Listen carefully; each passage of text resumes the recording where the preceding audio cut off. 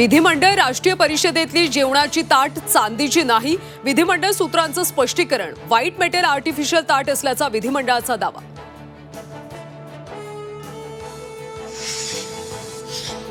राज्यातल्या शाळेत हिंदी भाषेची सक्ती करू नये, अभिनेता सयाजी शिंदे यांची भूमिका. मराठी कलाकारांनी सुद्धा हिंदी सक्तीला विरोध करावा, सयाजी शिंदेंचं आवाहन.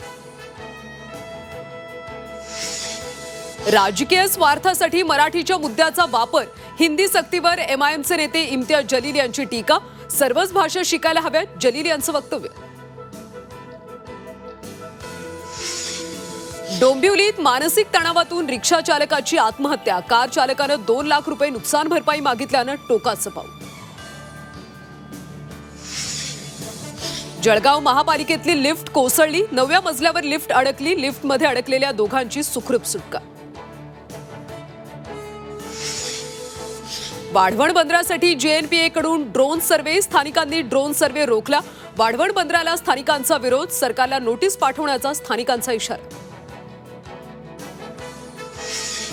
शुभांशु शुक्लांच्या नेतृत्वात ॲक्सिओम 4 अंतराळात झेपावलं. 41 वर्षांनंतर गगनवीराचं अंतराळात उड्डाण, भारतासाठी ऐतिहासिक क्षण. शुभांशु शुक्लांच्या आई वडिलांच्या डोळ्यात आनंदाश्रू.